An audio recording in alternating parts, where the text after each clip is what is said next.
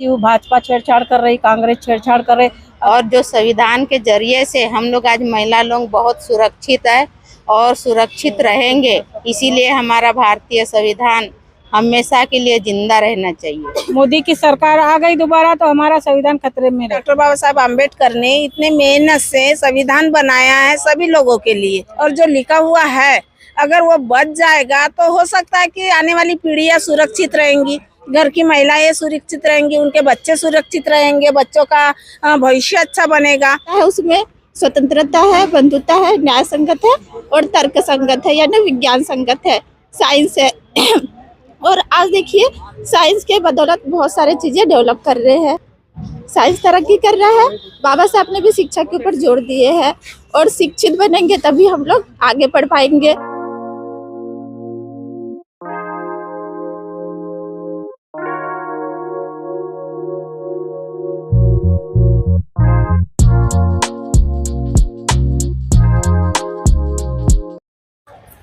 नमो बुद्धाय, जय भीम साथियों। मैं अरविंद कुमार अम्बेडकर प्राइम के माध्यम से मैं भी पहुंचा हूं अम्बेडकर भवन, रानी झांसी रोड। इस स्थान पर जो है आज 26 नवंबर का कार्यक्रम आयोजित किया गया था। 26 नवंबर किस लिए हमारा एक पर्व के रूप में मनाया जाता है उसको जानने की आप कोशिश करते हैं। ये कुछ महिलाएं हैं जिनके हाथों में ये संविधान है, और अभी छोटा संविधान है, हर घर संविधान। ये हर घर संविधान का मतलब क्या है? जागरूक हो जाओ, संविधान बना है, वो संविधान को कुछ छेड़छाड़ किए है, छेड़छाड़ कर रहे हैं। अभी अब नाम भी लेती हूँ, भाजपा छेड़छाड़ कर रही, कांग्रेस छेड़छाड़ कर रही। अगर अभी पंचवर्षीय ये 2025-24 में अगर आ गई कांग्रेस या भाजपा तो हमारा संविधान भी डूब जाएगा और हम लोग भी डूब जाएंगे, पानी में पूरा बह जाएंगे, लहर आएगी तो। ये हर संविधान कैसे डूब जाएगा? हर घर संविधान, इसका अर्थ है कि सभी हमने अपने बच्चों को अपने घर में जो भी है आजू बाजू में उनको बताना चाहिए कि संविधान क्या है करके। इसलिए हम लोग हर घर संविधान की पुस्तक पकड़ के है। ये आप लोग जो संविधान ले रखे हैं, हाँ, इस संविधान का फायदा क्या होगा?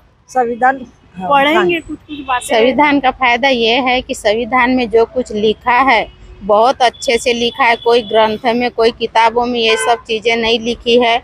और जो संविधान के जरिए से हम लोग आज महिला लोग बहुत सुरक्षित है और सुरक्षित रहेंगे, इसीलिए हमारा भारतीय संविधान हमेशा के लिए जिंदा रहना चाहिए। संविधान किसने लिखा था, आप बताएंगे? डॉक्टर बाबा साहब अम्बेडकर ने संविधान लिखे हैं और इसमें महिलाओं का सबसे ज्यादा उनके लिए लिखे हैं। सुरक्षित और जब तक के संविधान रहेगा तब तक के देश में महिलाएं सुरक्षित रहेगी। अगर जिस दिन संविधान खत्म हो गया उस दिन महिलाओं का सब कुछ खत्म हो जाएगा। इन महिलाओं से हम जानने की कोशिश करते हैं, ये जो संविधान है वो किस तरीके से इनकी रक्षा कर सकता है?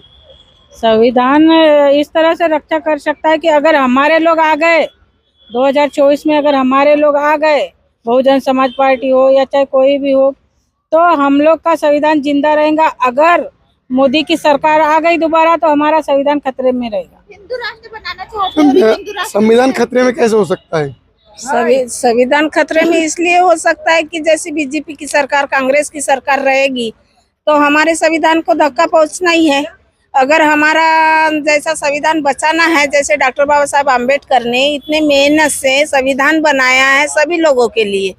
हिंदू राष्ट्र है, हिंदू राष्ट्र मानती हूँ, लेकिन हिंदू राष्ट्र तो सभी है, लेकिन इसमें छुआछूत, जाति पात ये क्यों रखा है?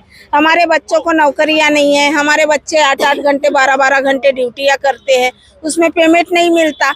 और जितने भी हमारे बेरोजगार लोग हैं उनके घर में बैठे हुए हैं, उसके वजह से ये जो गरीबी छाई हुई है ये क्या है? इससे अगर संविधान हमारा बच जाएगा, अगर संविधान में जो लागू है और जो लिखा हुआ है अगर वो बच जाएगा तो हो सकता है कि आने वाली पीढ़ियां सुरक्षित रहेंगी, घर की महिलाएं सुरक्षित रहेंगी, उनके बच्चे सुरक्षित रहेंगे, बच्चों का भविष्य अच्छा बनेगा, उनको हो सकता है नौकरी। आज देखो यहाँ सारे चीज प्राइवेट हो गई है, प्राइवेट हो गई, इसका मतलब ये है कि अपने मर्जी से वो लोग ड्यूटी देंगे, अपने मर्जी से कार्य करेंगे, अपने मर्जी से हर चीज करेंगे जैसा गवर्नमेंट का था। और गवर्नमेंट में जो पहले शिक्षित था हाँ ग्रेजुएट था, उसके बाद में भी उसको पैसा देना पड़ता था, तब नौकरी में लोग चढ़ते थे। आज उनके पास पैसा नहीं है, 200-400 रुपए किलो दाल हो गई है, 200 रुपए किलो दाल हो गई। गरीब आदमी खाएगा क्या और अपने बच्चे को पढ़ाएगा क्या, आगे बढ़ाएगा क्या?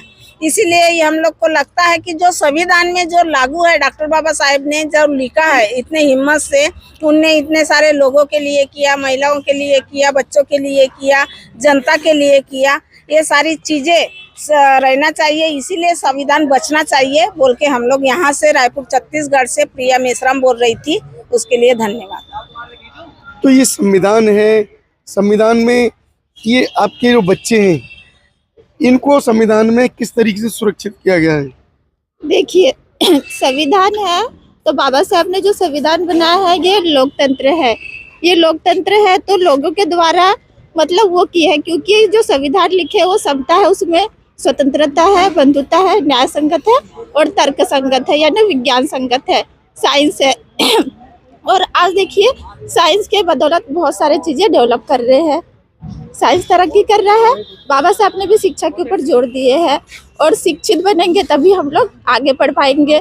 और बाबा साहब ने ज्यादा शिक्षा के ऊपर जोर किया तो बच्चे जैसे शिक्षित होंगे तो वो हर क्षेत्र में आगे बढ़ेंगे, है ना। वो अपने हक अधिकारों को हक और अधिकारों के बारे में जान पाएंगे और अपने अधिकारों के लिए लड़ पाएंगे। आप कहाँ से आए हैं? मैं रायपुर छत्तीसगढ़ से आई हूँ। छोटे छोटे बच्चों को लेके हाँ। इतनी दूर से आए हैं, किस लिए आए हैं यहाँ पे? लड़ने आए हैं। किस चीज की लड़ाई? क्योंकि हिंदू राष्ट्र बनना नहीं चाहिए।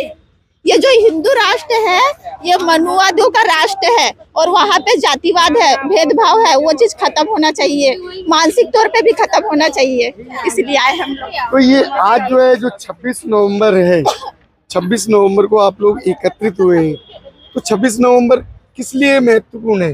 ये बाबा साहब ने संविधान लिखा था और बाबा साहब के संविधान के लिए हम लोग जागरूक हुए सभी कोई, इसलिए आए हैं। इसीलिए आज 26 नवंबर हम मना रहे हैं। इसीलिए हम उतने दूर से आए हैं। तो ये संविधान जो लिखा है, संविधान में सभी महिलाएं तो इसको नहीं मानती हैं, उसकी क्या वजह है?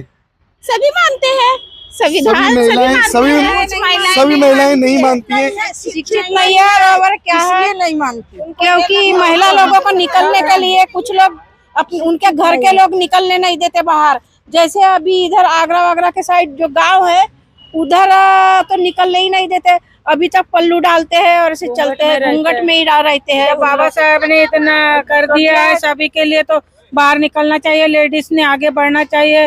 बाबा साहब ने सबको बराबर सम्मान का हक दिया है, तो अपने हक की लड़ाई लड़ना चाहिए।